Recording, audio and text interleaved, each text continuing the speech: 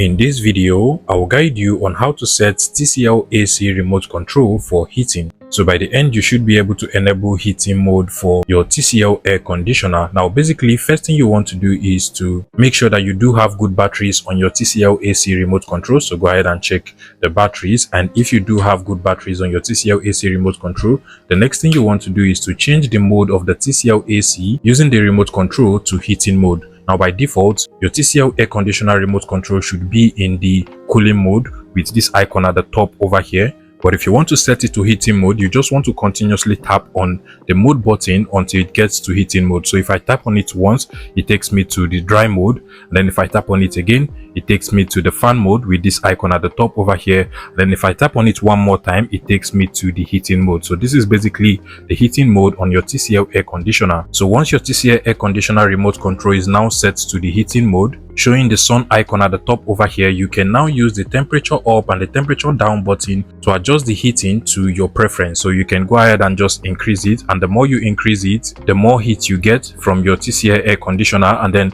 if you want lesser heat, you can use the temperature down button to reduce it according to your preference. Finally, you want to also make sure that you have your fan speed set to the maximum or to the middle. So this is the fan speed icon, these bars over here, and you want to go ahead and make sure you tap on the fan button on your remote control until you get to the 5th fan speed.